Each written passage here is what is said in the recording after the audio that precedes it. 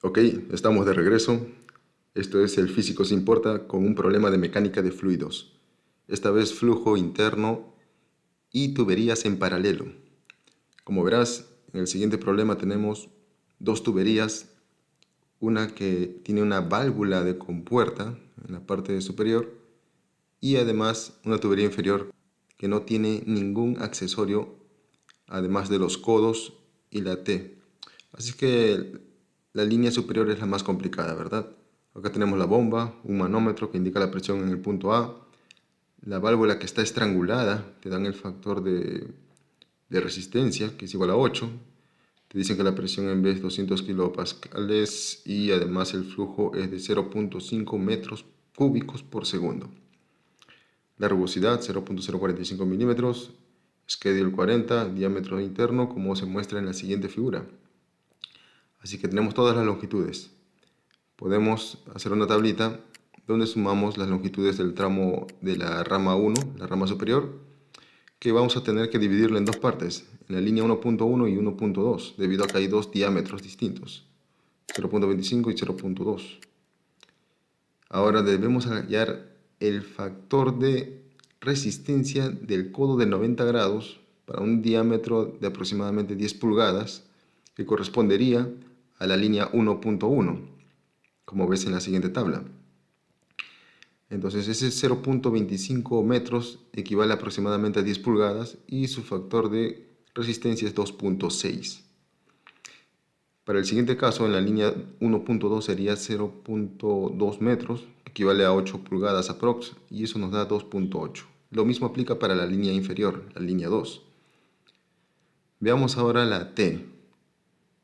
Aquí tenemos que el factor de resistencia es aproximadamente 0.09 para esas 10 pulgadas y para 8 pulgadas es aproximadamente 0.1. Así es que llenamos la tabla para estas dos tuberías que tienen el mismo diámetro. 0.1 por acá y abajo también. Y ya tenemos nuestra tabla de datos con los coeficientes de resistencia para cada accesorio. También nos dicen que es agua a 20 grados Celsius, así es que podemos ir a las tablas y buscar la densidad del agua para 20 grados Celsius, que en este caso es 998.29. Y también podemos buscar la viscosidad a esa temperatura, que es 0.001003 kilogramos sobre metro segundo, hablando de viscosidad dinámica. Así es que podemos acomodar nuestra pizarra. Por acá arriba ya vamos definiendo ya los tramos que mencioné anteriormente. Línea 1.1, línea 1.2 con sus diámetros respectivos. Y el tramo inferior que sería la línea 2. Así es que tenemos dos tuberías en paralelo.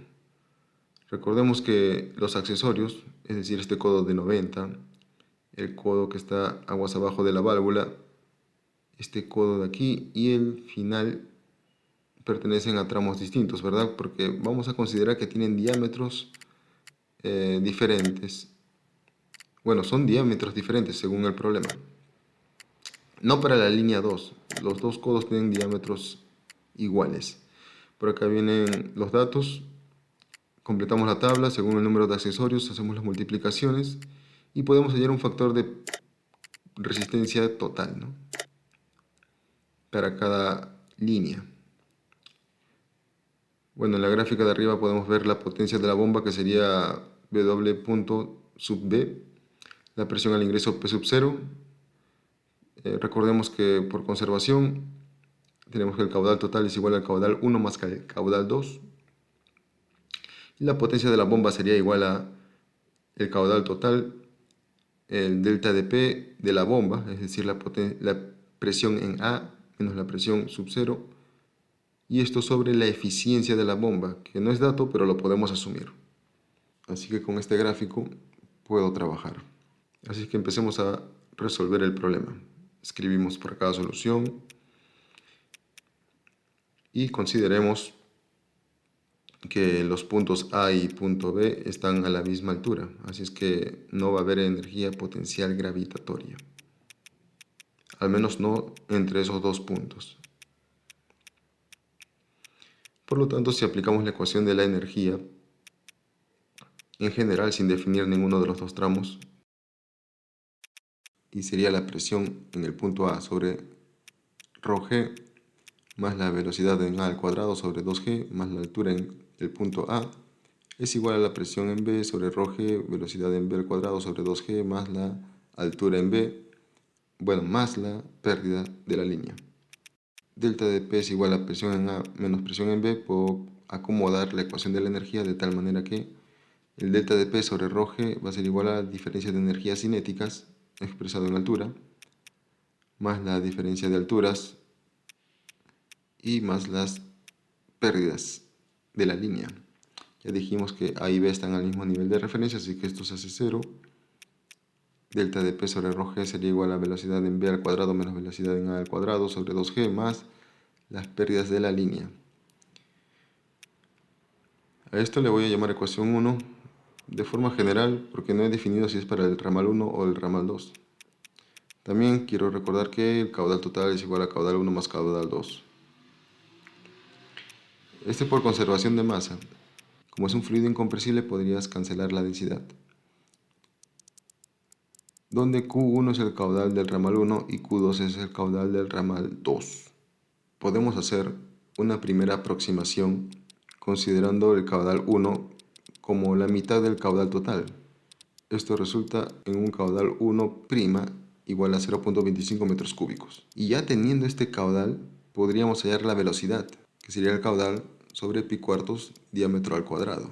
Y teniendo esta velocidad, puedo hallar el número de Reynolds, donde Reynolds sería igual a la densidad, velocidad, diámetro hidráulico sobre mu, que es la viscosidad dinámica. Y con el número de Reynolds puedo calcular el factor de fricción o el coeficiente de fricción F sub 1. Usamos una fórmula aproximada del Culebrook, que sería igual 1 sobre raíz cuadrada de F igual a menos 1.8 logaritmo en base 10 de 6.9 entre Reynolds más rugosidad relativa entre 3.7 y todo ello elevado a la 1.11, de tal manera que puedo hallar el factor de fricción. Y con el factor de fricción ya puedo hallar las pérdidas. Así que con las pérdidas puedo hallar la relación de los caudales. Pero eso todavía no lo hemos visto. Tenemos que acomodar la fórmula para nuestro caso particular. Así es que primero debemos calcular la relación de pérdidas de cada tramo. Para el ramal 1, tengo que delta de P1 sobre ρg va a ser igual a la velocidad del tramo 1.2 al cuadrado menos la velocidad 1.1 al cuadrado sobre 2g, más la pérdida de la rama 1.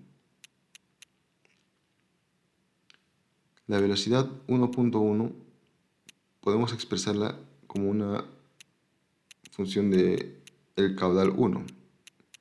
Y lo mismo podemos hacer con la velocidad 1.2. Así que las pérdidas, en lugar de estar dependiendo de dos velocidades distintas, podemos hacer que dependa solamente del caudal 1, que es común, porque están en serie. Así que escribo por acá, las pérdidas de la línea 1 sería igual al factor de fricción por la longitud entre el diámetro por la velocidad al cuadrado sobre 2g para el tramo 1.1. Lo mismo hacemos para el tramo 1.2. Y más las pérdidas secundarias, que sería k sobre diámetro, esto multiplicado por la velocidad al cuadrado entre 2g para el tramo 1.1 y el tramo 1.2. Aclaremos que estas son las pérdidas primarias o mayores y estas son las pérdidas secundarias o menores. A esto le llamo ecuación alfa, reemplazando alfa en la ecuación anterior. HL1 sería F1.1 L1.1 entre diámetro 1.1, 16Q al cuadrado sobre pi cuadrado, diámetro 1.1 a la cuarta, y todo esto multiplicado por 1 sobre 2g. Hacemos lo mismo para el tramo 1.2. Las pérdidas secundarias sería coeficiente de resistencia entre diámetro 16 veces Q al cuadrado sobre pi cuadrado de a la cuarta por 1 sobre 2g. Hacemos lo mismo para el tramo 1.2 y esto se puede simplificar un poco más. Por aquí acomodamos términos. H sub L1, primero cancelaremos acá mitad y mitad, y nos queda un término común que sería 8Q1 al cuadrado sobre pi cuadrado G. Todo esto multiplicado por el factor de pérdidas, por el factor de fricción por longitud entre diámetro a la quinta, tanto del tramo 1 como el tramo 2 de la rama 1, y también las pérdidas secundarias, que sería K sobre D a la cuarta, para el tramo 1.1 y el tramo 1.2. Reemplazando ecuación alfa y 3 en la ecuación 1 y acomodando términos, podemos obtener la caída de presión para el ramal 1 sobre ρg. Tenemos 8 veces caudal 1 al cuadrado sobre pi cuadrado g multiplicado por ¿quién? Por esta diferencia de inversas de diámetros a la cuarta, que es un delta de energía cinética, más las pérdidas primarias más las secundarias. Así que copio todo esto de aquí, aquí abajo, y ya está. Llamemos esto ecuación 4. Análogamente hacemos este cálculo para el ramal 2, que nos queda más fácil porque es un solo diámetro. Así es que delta de P2 sobre ρg sería igual a 8 veces caudal 2 al cuadrado sobre pi cuadrados g, factor de fricción por longitud 2 entre diámetro a la quinta, más k sobre diámetro a la cuarta. Esta es ecuación 5. Si divido la ecuación 4 entre la ecuación 5, podría obtener la relación entre Q1 y Q2. Así es que me queda fácil copiar esto de aquí, que es proporcional a las pérdidas en el tramo 2, en la rama 2. Y aquí abajo pongo las pérdidas en la rama 1 más la variación de energía cinética. A esto le llamo ecuación 6, de donde puedo obtener la razón de Q1 entre Q2. Le llamaré M. Así que tengo Q1 entre Q1 más Q2, que sería igual a M sobre 1 más M. Por lo tanto, Q1 sería una fracción de Q total. Voy a escribir otra vez la ecuación 6 acá, de tal manera que podamos identificar los términos y qué tipo de energía está relacionada con cada término. Esto de acá es proporcional a la variación de energía cinética. Por eso le pongo un asterisco. Esto sería energía primaria, esto sería pérdidas secundarias, y las pérdidas primarias dependen del caudal o de la velocidad, algo que no hacen las pérdidas secundarias. Así es que todas las iteraciones que hagamos luego va a ser para afinar las pérdidas primarias. Para la rama 1, asumo un valor típico para f igual a 0.016. Entonces puedo calcular las pérdidas primarias en el ramal 1, que sería igual a ¿qué? A 0.016 por 220 metros entre el diámetro 0.25 a la quinta más 0.016 por 150 metros, que es la longitud del tramo 1.2 entre su diámetro a la quinta. Esto me da 11.104.5. Las unidades 1 sobre metro a la cuarta. Calculamos las pérdidas secundarias. Bueno, este factor que es proporcional, y tenemos que es 13.29 entre 0.25 a la cuarta más 5.7 entre 0.2 a la cuarta. Esto resulta en 6.964.74, 1 sobre metro a la cuarta. Y la variación de energía cinética, que sería igual a una diferencia, sería 1 entre 0.2 a la cuarta menos 1 entre 0.25 a la cuarta. Esto resulta en 369 unidades 1 sobre metro a la cuarta. El total sería la sumatoria. Recordemos que le pongo asterisco para indicar que es proporcional a cada tipo de energía. Esto resulta en 18.438. Si esto fuera el 100%, la variación de energía cinética sería solo 2%, las pérdidas secundarias serían 37.8% y las pérdidas primarias serían 60.2% de la pérdida total del ramal 1. Así que la variación de la energía cinética es prácticamente cero. Podría despreciarlo, pero no lo voy a hacer. Hallemos ahora para el ramal 2. No hay variación de energía cinética porque los diámetros son iguales, debido a que el diámetro A es igual al diámetro en B. Las pérdidas primarias en el ramal 2 sería igual a 250 metros entre 0.2 a la quinta multiplicado por 0.016 es igual a 12.500. Pérdidas secundarias 5.8 entre 0.2 a la cuarta, esto es igual a 3.625.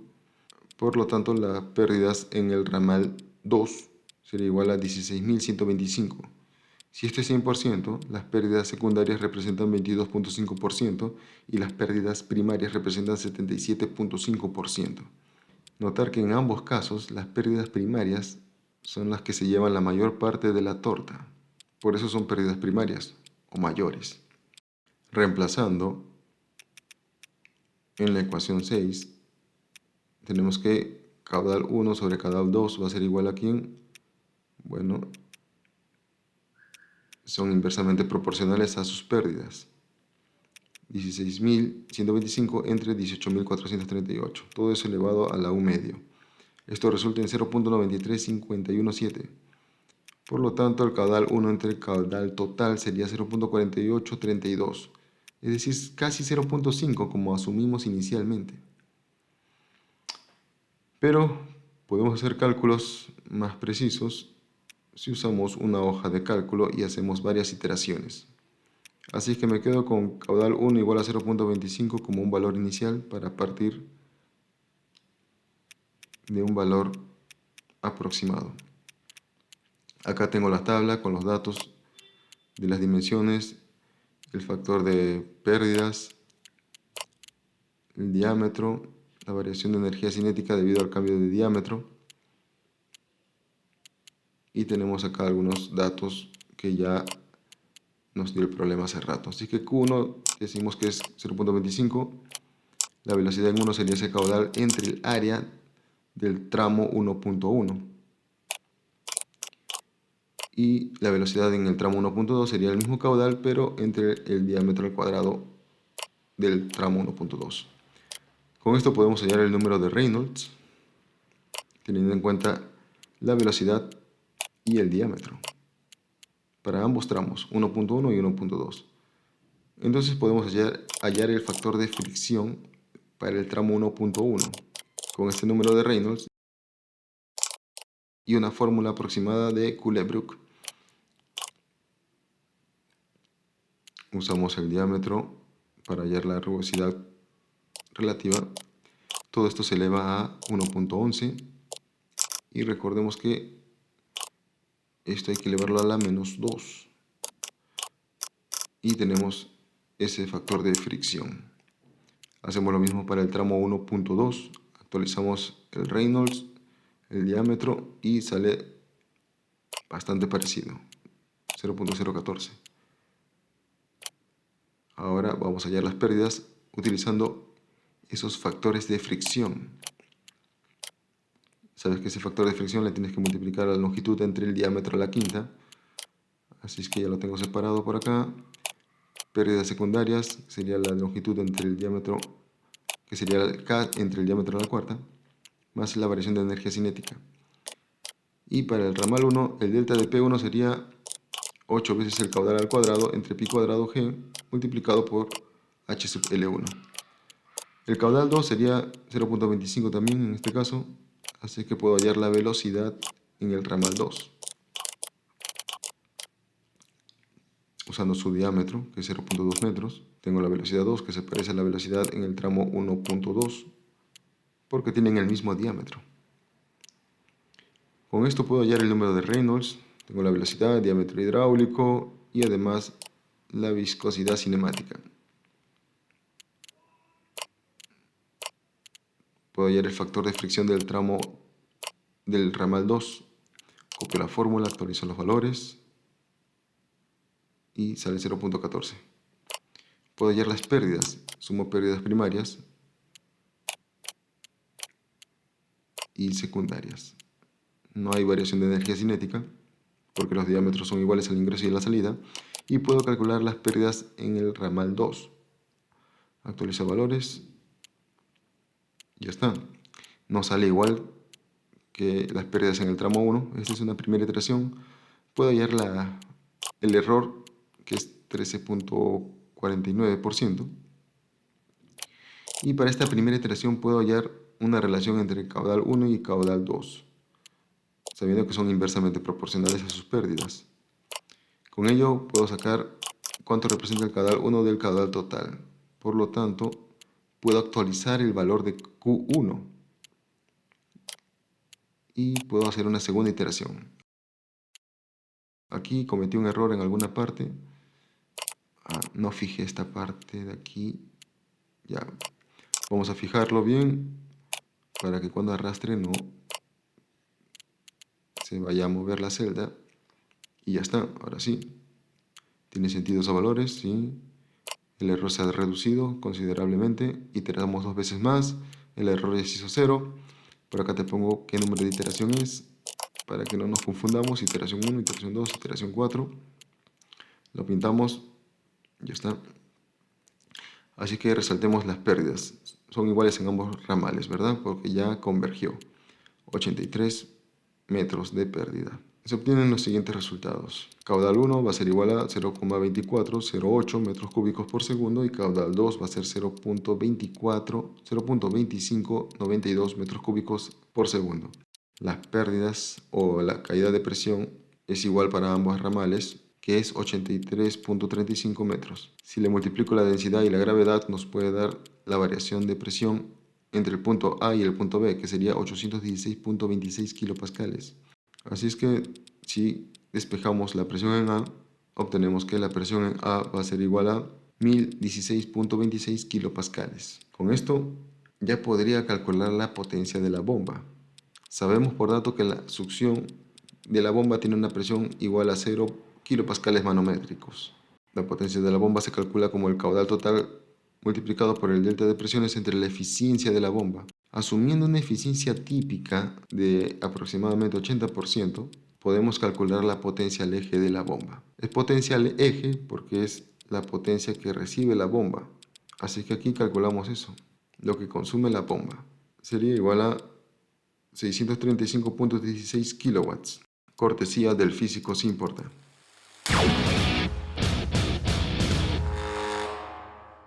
Bueno muchachos, muchas gracias por ver el video y espero que les sea de utilidad. Muchas gracias y buena suerte. Hasta la próxima.